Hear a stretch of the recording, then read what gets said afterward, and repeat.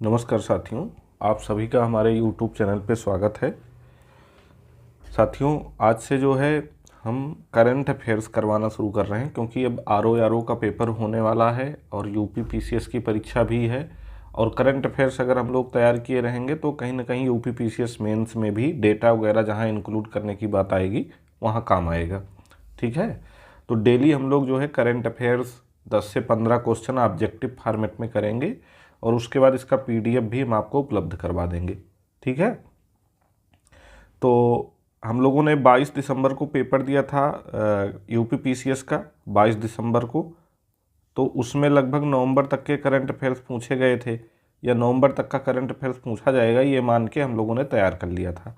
ठीक है, तो नवंबर तक का करंट अफेयर्स लगभग पढ़ा गया है, तो इसलिए दिसंबर से करंट अफेयर्स यानी दिसंबर 2024 से अभी हम करवाना शुरू कर रहे हैं।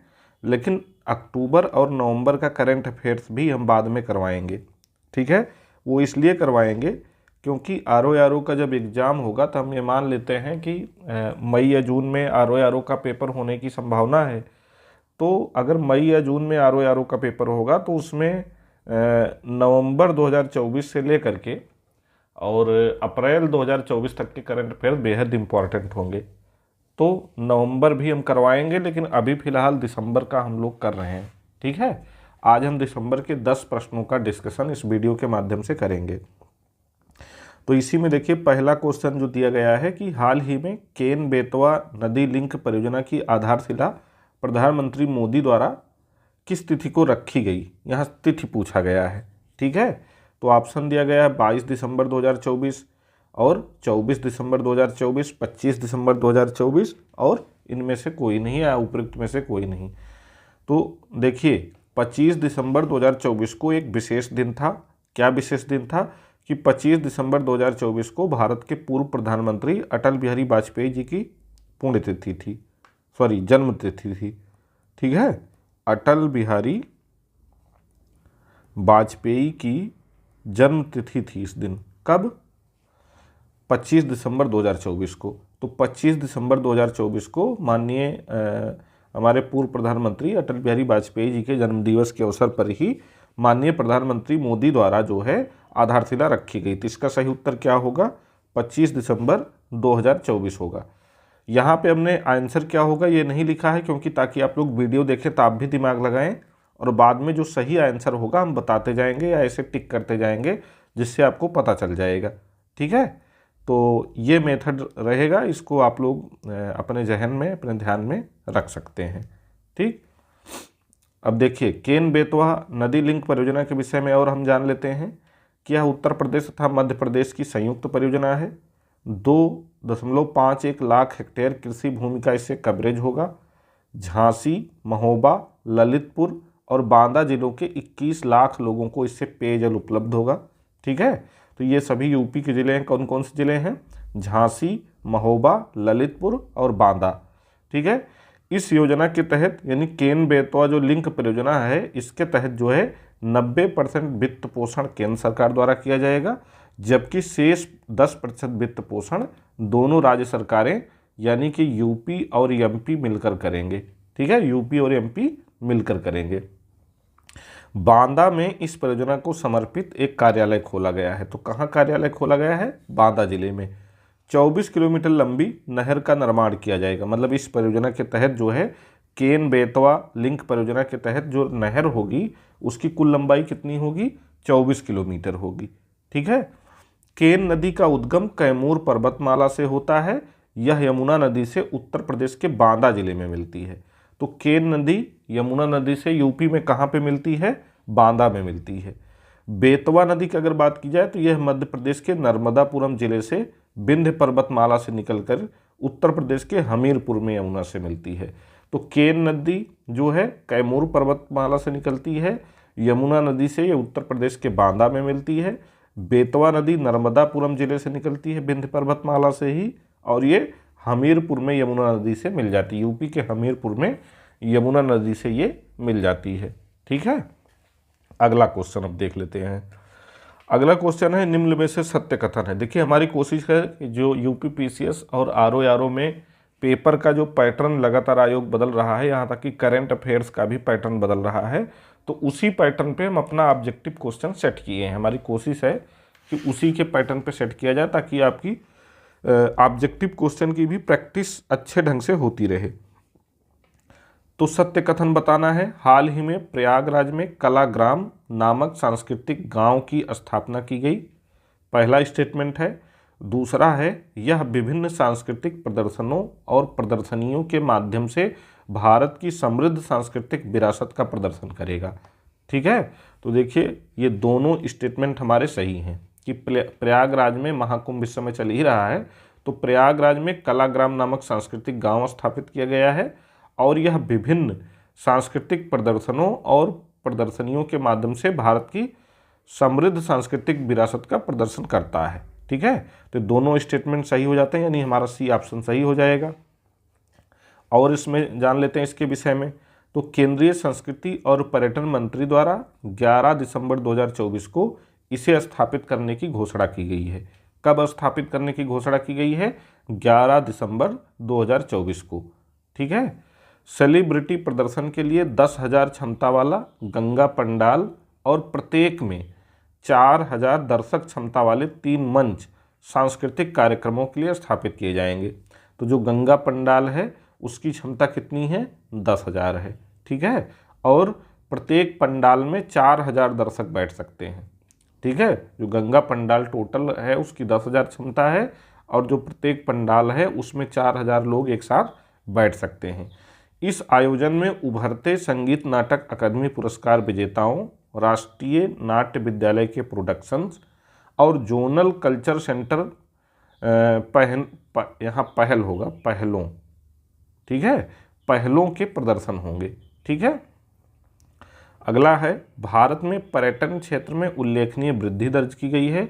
2014 से 2023 के मध्य विदेशी पर्यटक आगमन में 23.96% की वृद्धि हुई है।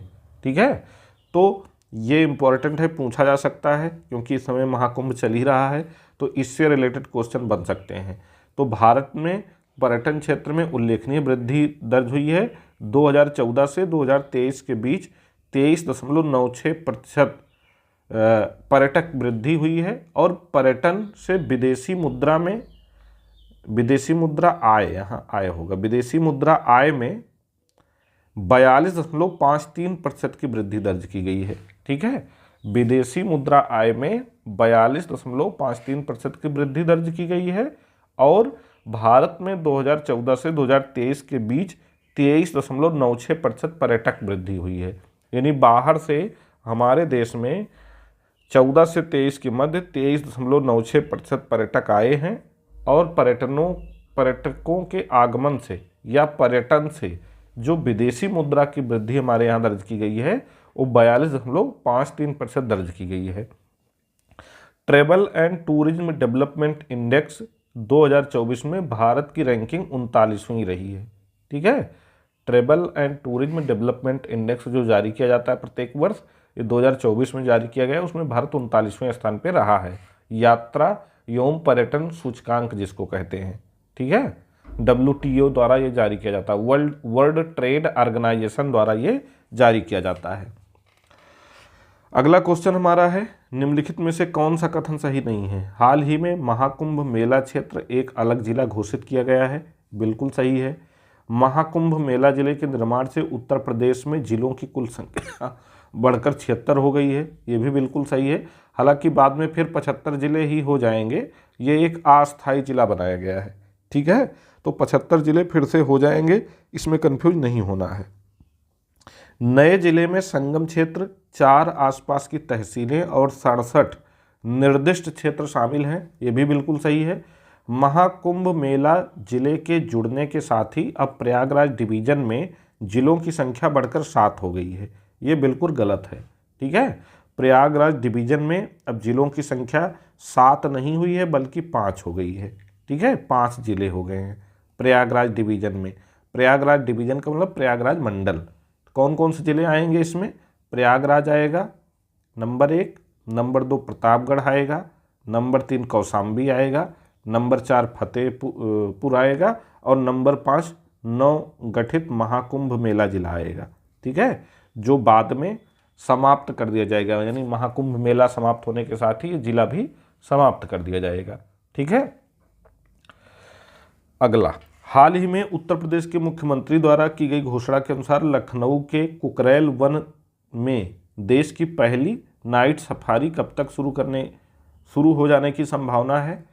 तो ऑप्शन हमारे हैं दिसंबर 25 तक, दिसंबर 26 तक, दिसंबर 27 तक या दिसंबर 30 तक। तो इसमें हमारा सही उत्तर होगा दिसंबर 2026 तक। जो कुकरेल नाइट सफारी पार्क है ये लखनऊ में स्थापित है। कहाँ पे? लखनऊ में। Kukrail night safari park Lucknow में स्थापित किया जा रहा है और ये दिसंबर 2026 तक चालू हो जाएगा। ठीक है। यह सफारी क्षेत्र 900 एकड़ के क्षेत्र में विस्तृत होगा।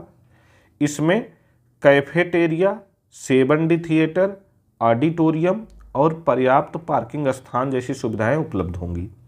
इस परियोजना को केंद्रीय चिड़ियाघर प्राधिकरण की मंजूरी प्राप्त हो चुकी है और इसे राज्य सरकार की एक प्रमुख पहल माना गया है। ठीक है, राज्य सरकार की प्रमुख पहल माना गया, पहला हो गया है ये। ठीक है, इसे राज्य सरकार की प्रमुख पहल माना गया है। नाइट और डे सफारी दोनों को जून 2026 तक पूरा किया जाना है। कब तक? जून 2026 तक ये पूरा हो जाएगा। ठीक, और दिसंबर 2026 तक इसको खोल दिया जाएगा। दिसंबर 2026 तक इसको खोल दिया जाएगा। ठीक है, तो इसको ध्यान रखिएगा। नाइट सफारी में एशियाई शेर, बंगाल टाइगर और घड़ियाल होंगे। साथ ही पर्यटकों के लिए 5.5 किलोमीटर लंबा ट्रामवे बनेगा। ठीक, कुकरेल वन में एक चिड़ियाघर भी स्थापित किया जाएगा जिसमें सारस क्रेन, अफ्रीकी शेर और चिंपैंजी सहित जानवरों के लिए 63 बाड़े होंगे। ठीक है, यहाँ बड़े लिख दिया गया, बाड़े होंगे। साथ ही एक विश्व स्तरीय वन्यजीव अस्पताल और बचाव केंद्र की भी स्थापना की जाएगी। तो कुकरेल नाइट सफारी पार्क कहाँ स्थित है? लखनऊ में स्थित है। कब ये पर्यटकों के लिए खोल दिया जाएगा? दिसंबर 2026 तक खोल दिया जाएगा या शुरू हो जाएगा। 900 एकड़ क्षेत्र में विस्तृत है। ये वेरी इंपॉर्टेंट है। ठीक है, ये इंपॉर्टेंट फैक्ट है, इसको याद करिएगा।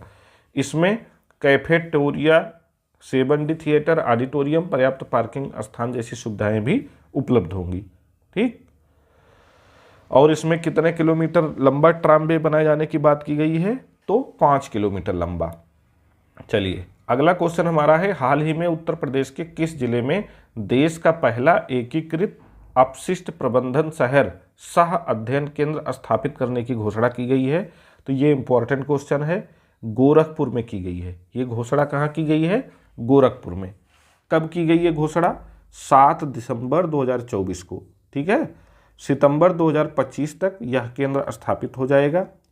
40 एकड़ की सुविधा प्रतिदिन 700 टन कचरा, जिसमें सूखा कचरा, गीला कचरा और खतरनाक कचरा शामिल है, का प्रसंस्करण करेगी, जिसमें चारकोल उत्पादन और जैव CNG उत्पादन जैसी तकनीकों का उपयोग किया जाएगा। इस परियोजना का उद्देश्य अपशिष्ट को कम करके, ठीक है, अपशिष्ट को कम करके और संसाधन रिकवरी को अधिकतम करके एक सर्कुलर इकोनॉमी मॉडल को बढ़ावा देना है। यह सुविधा न केवल गोरखपुर की सेवा करेगी बल्कि 8 पड़ोसी शहर स्थानीय निकायों की अपशिष्ट प्रबंधन आवश्यकताओं को भी पूरा करेगी। यानी ये जो अपशिष्ट प्रबंधन केंद्र गोरखपुर में स्थापित किया जा रहा है, इससे केवल गोरखपुर ही नहीं लाभान्वित होगा बल्कि 8 पड़ोसी शहरों के स्थानीय निकाय भी लाभान्वित होंगे। परियोजना से चारकोल और जैव CNG जैसे उत्पादों की बिक्री के माध्यम से राजस्व उत्पन्न होने और स्थानीय समुदाय के लिए रोजगार के अवसर पैदा होने की उम्मीद है। वेट वेस्ट प्लांट का विकास सार्वजनिक निजी भागीदारी के तहत किया जाएगा। ठीक है, ये PPP मॉडल पर आधारित होगा। PPP मॉडल का मतलब पब्लिक प्राइवेट पार्टनरशिप। ठीक है, जिसमें जो है सरकारी कंपनियां भी रहती हैं, निजी कंपनियां भी रहती हैं। सरकारी और निजी कंपनियों की जो भागीदारी होती है उसको बोला जाता है सार्वजनिक निजी भागीदारी मॉडल, यानी पब्लिक प्राइवेट पार्टनरशिप के तहत जो है ये अपशिष्ट प्रबंधन केंद्र स्थापित किया जा रहा है। ठीक, अगला क्वेश्चन हमारा है, वर्ष 2025 में महिलाओं के कबड्डी विश्व कप की मेजबानी कौन सा राज्य कर रहा है? तो ये बिहार राज्य कर रहा है। ठीक है, महिलाओं के कबड्डी विश्व कप की मेजबानी बिहार राज्य कर रहा है। और महिलाओं का जो कबड्डी विश्व कप होगा ये कब होगा? तो इसका आयोजन मार्च 2025 में किया जाएगा। इससे पहले 2012 में भी टूर्नामेंट, मतलब 2012 में पहली बार ये टूर्नामेंट कबड्डी विश्व कप का महिलाओं का आरंभ हुआ था, तब भी बिहार ने ही इसकी मेजबानी की थी। इम्पॉर्टेंट फैक्ट है। टूर्नामेंट में 14 देशों के भाग लेने की संभावना है, जिसमें भारत, चीन, जापान, दक्षिण कोरिया, नेपाल, पाकिस्तान तथा यूरोप, अफ्रीका और दक्षिण अमेरिका की टीमें शामिल होंगी। ठीक है, तो कुल 14 देश इस टूर्नामेंट में भाग लेंगे। ये वेरी इंपॉर्टेंट फैक्ट है, इसको ध्यान रखिएगा। सभी मैच राजगीर स्पोर्ट अकादमी में आयोजित किए जाएंगे, जो 5000 दर्शकों की क्षमता वाला एक आधुनिक इंडोर स्टेडियम है। ठीक है, एक आधुनिक इंडोर स्टेडियम है ये। ठीक, यहाँ इंडोर होगा, इंडोर, ये ध्यान रखिएगा, इंडोर स्टेडियम है। यह आयोजन बिहार के लिए ऐतिहासिक महत्व रखता है। 2012 के टूर्नामेंट की सफलता पर निर्माण करता है। मतलब सफलता पर निर्माण का मतलब कि 2012 में टूर्नामेंट का सफल आयोजन हुआ था बिहार में, इसीलिए इस बार भी इसको आयोजन करने की जिम्मेदारी दी गई है। और कबड्डी की दुनिया में राज्य की प्रोफाइल को बढ़ाता भी है ये। ठीक है, अगला क्वेश्चन है, हाल ही में प्रधानमंत्री नरेंद्र मोदी द्वारा मध्य प्रदेश में पूर्व प्रधानमंत्री अटल बिहारी वाजपेयी की 100वीं जयंती के अवसर पर ओंकारेश्वर फ्लोटिंग सोलर प्रोजेक्ट परियोजना की शुरुआत की गई। ठीक है, ये एक जानकारी है। आगे, यह प्रोजेक्ट भारत के शून्य कार्बन उत्सर्जन के लक्ष्य को प्राप्त करने में मदद करेगा और जल संरक्षण में सहायक सिद्ध होगा। भारत कब तक शून्य कार्बन उत्सर्जन देश बन जाएगा? मतलब शून्य कार्बन उत्सर्जन देश बनने का लक्ष्य भारत ने कब तक निर्धारित किया है? ये वेरी इंपॉर्टेंट क्वेश्चन है। ठीक है, तो कब तक भारत ने निर्धारित किया है? तो ये 2070 तक निर्धारित किया है। कब तक? 2070 तक। 2047 तक भारत ने विकसित राष्ट्र बनने का लक्ष्य रखा है। ठीक है, विकसित राष्ट्र बनने का लक्ष्य भारत ने 2047 तक निर्धारित किया है, जबकि शून्य कार्बन उत्सर्जन वाला देश बनने का लक्ष्य भारत ने 2070 तक निर्धारित किया है। देखिए, इस अवसर पर प्रधानमंत्री द्वारा 1153 अटल ग्राम सुशासन भवनों यहाँ होगा, भवनों। ठीक है, तो इस अवसर पर प्रधानमंत्री द्वारा 1153 अटल ग्राम सुशासन भवनों की भी आधारशिला रखी गई है। यह भवन ग्राम पंचायत के बेहतर कार्य संचालन और स्थानीय स्तर पर सुशासन को बढ़ावा देने में मदद करेंगे। 23 दिसंबर 2024 को वॉल स्ट्रीट जर्नल ने मध्य प्रदेश को 2025 के लिए गो टू ग्लोबल डेस्टिनेशन में से एक के रूप में मान्यता दी है। ठीक है, वॉल स्ट्रीट जर्नल ने मध्य प्रदेश राज्य को 2025 के लिए गो टू ग्लोबल डेस्टिनेशन के रूप में मान्यता प्रदान की है। ये भी एक इम्पॉर्टेंट फैक्ट है RO और UPPCS के लिए। वैसे तो आप किसी भी एग्जाम की तैयारी करेंगे उसमें ये काम आएगा, लेकिन इन दोनों परीक्षाओं को विशेष केंद्र में रख करके ये वीडियो बनाया जा रहा है। ठीक है, हाल ही में कहाँ 10वां अंतर्राष्ट्रीय वन मेला आयोजित किया गया है? तो ये भोपाल में, मध्य प्रदेश की राजधानी है भोपाल, तो वहीं पे ये मेला आयोजित किया गया है। इस मेले का आयोजन 17 दिसंबर 2024 को किया गया, जिसमें वन संबंधी गतिविधियों पर ध्यान केंद्रित किया गया और विभिन्न हितधारकों को जोड़ा गया। इसकी थीम थी लघु वन उपज के माध्यम से महिला सशक्तिकरण। ठीक है, लघु वन उपज के माध्यम से महिला सशक्तिकरण इसकी थीम थी। ये इंपॉर्टेंट है, इसको ध्यान रखिएगा। अगला क्वेश्चन है कि हाल ही में भारत सरकार ने किस राज्य के पारंपरिक हस्तशिल्प उत्पाद घर चोला को भौगोलिक संकेतक यानी GI टैग दिया है? तो ये घर चोला का संबंध है गुजरात से। ठीक है, यह क्या है? यह पारंपरिक हस्तशिल्प है जो बंधेज साड़ी का एक विशिष्ट प्रकार है। GI टैग घर चोला से जुड़ी अनूठी शिल्प कौशल और गुणवत्ता की रक्षा करता है, इसके बाजार मूल्य को बढ़ाता है और नाम के दुरुपयोग को रोकता है। GI टैग स्थानीय कार्यक्रमों को उनके उत्पादों की घरेलू और अंतर्राष्ट्रीय दोनों स्तरों पर मांग बढ़ाकर लाभान्वित करेगा। ठीक है, इससे जो है इसकी मांग में वृद्धि होगी। बंधेज साड़ी मुख्य रूप से गुजरात, राजस्थान में पाया जाने वाला एक प्रसिद्ध कपड़ा शिल्प है। ये मुख्य रूप से कहाँ पाया जाता है? गुजरात और राजस्थान में एक मुख्य रूप से कपड़ा शिल्प है, जिसमें एक विशिष्ट प्रकार घर चोला गुजराती शादियों में विशेष महत्व रखता है, जिसे अक्सर सास द्वारा दुल्हन को उपहार में दिया जाता है। यानी जो ये घर चोला होता, बंधेज साड़ी जो होती है, उसी का एक प्रकार है घर चोला। और ये घर चोला शादी के समय अपनी बहुओं को सास द्वारा गिफ्ट में दिया जाता है, उपहार में दिया जाता है। तो इसको जीआई टैग दिया गया है। ठीक है, भारत सरकार द्वारा दिया गया है, गुजरात राज्य से संबंधित है। अच्छा, जीआई टैग देने की शुरुआत कब हुई थी? जीआई टैग देने की शुरुआत कब हुई थी, ये आप हमको कमेंट करके बताइएगा। ठीक है, अगला क्वेश्चन हमारा है, हाल ही में किस राज्य में 25वां हार्नबिल महोत्सव आयोजित किया गया है? तो ये नागालैंड में किया गया। कहाँ पे? नागालैंड में। देखिए 6 दिसंबर 2024 को इसका आयोजन किया गया है। इस दौरान भारतीय निर्मित विदेशी शराब की बिक्री की अनुमति देने के हालिया निर्णय पर विवाद उत्पन्न हो गया है। यानी इसमें भारतीय निर्मित विदेशी शराब की बिक्री की अनुमति दी गई है, जिसका विरोध वहाँ के ईसाई कर रहे हैं। ठीक है, कौन कर रहा है? ईसाई कर रहे हैं। यह वार्षिक उत्सव 14 नागा जनजातियों की परंपराओं का प्रदर्शन करता है और हजारों घरेलू और अंतर्राष्ट्रीय पर्यटकों को आकर्षित करता है। यानी हार्नबिल महोत्सव प्रत्येक वर्ष नागालैंड में भी ही आयोजित होता है। ठीक है, 6 दिसंबर 2024 को इस बार इसका आयोजन किया गया है।